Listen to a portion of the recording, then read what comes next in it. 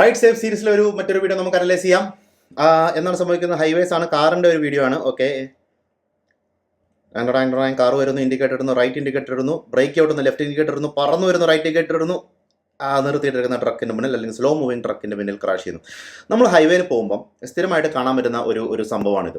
അതായത് നമ്മുടെ കാറുകാർ അല്ലെങ്കിൽ ഈവൻ നമ്മൾ ബൈക്കേഴ്സ് ആണെങ്കിൽ പോലും നമുക്ക് പലപ്പോഴും ലൈൻ ചേഞ്ച് ചെയ്തതായിട്ട് വരും. ഇത് ഭയങ്കര അഗ്രസീവ് ആയിട്ടുള്ള ലൈൻ ചേഞ്ച് ആണ് സംഭവിച്ചത്. അവൻ എന്ത് ചെയ്യുന്നു? അവൻ ഇടത്തുനിന്ന് വരുന്നു, വലത്തുനിന്ന് വരുന്നു, ഇടത്തേക്ക് കയറുന്നു, വലത്തേക്ക് ഇൻഡിക്കേറ്റർ ഇടുന്നു. ഇൻഡിക്കേറ്റർ ഇടുന്നത് ഇസ് ഫൈൻ, പക്ഷേ it doesn't mean that you have to change the line very aggressively. ഇവിടെ എന്താണ് സംഭവിച്ചത്? ഈ ഇടതുവശത്ത് വണ്ടി ഉണ്ടോ എന്ന് നോക്കാതെയാണ് ആ ഇടതുവശത്തേക്ക് കയറിയത്. ഈ കാറ് ഈ ഒരു സമയത്ത് ബ്ലൈൻഡ് സ്പോട്ടിലായിരിക്കും. നമ്മൾ ബൈക്കേഴ്സ് ആകുമ്പോഴും നമുക്ക് ഈ പ്രശ്നം വരാറുണ്ട്.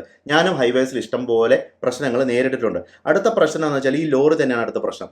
ഈ ലോറിൻ്റെ കേസൊക്കെ ഇരുന്നിട്ട് ഈ സാധാരണ ഈ ലോറികൾക്കൊന്നും ടെയിൽ ലൈറ്റ്സ് ഒന്നും വൃത്തിക്ക് ഫംഗ്ഷൻ ചെയ്യില്ല.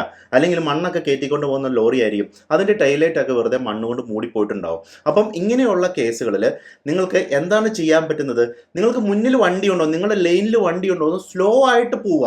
ഈ അഗ്രസീവ് ലൈൻ ചേഞ്ച് മാറാം. ഈവൻ ബൈക്ക് ആണെങ്കിലും കാർ ആണെങ്കിലും അഗ്രസീവായിട്ട് ലൈൻ ചേഞ്ച് ചെയ്യാതെ സ്ലോ ആയിട്ട് ലൈൻ ചേഞ്ച് ചെയ്യുക. അതുപോലെ തന്നെ ഇൻഡിക്കേറ്റർ പ്രോപ്പറായിട്ട് യൂസ് ചെയ്യുക. ഇടത്തും വലത്തും ചാടി കളിക്കാനല്ല ഇൻഡിക്കേറ്റർ. നിങ്ങൾ ഇൻഡിക്കേറ്റർ ഇടുന്നതും മിറർ ചെക്ക് ചെയ്യുന്ന സമയത്ത് നിങ്ങളുടെ മുന്നിൽ പെട്ടെന്ന് വണ്ടി ഉണ്ടോ എന്ന് 3-4 കാര്യങ്ങൾ നിങ്ങൾക്ക് ഒരുമിച്ച് ശ്രദ്ധിക്കാൻ. നമ്മൾ സൂപ്പർമാൻ ഒന്നും അല്ലല്ലോ. Right safe.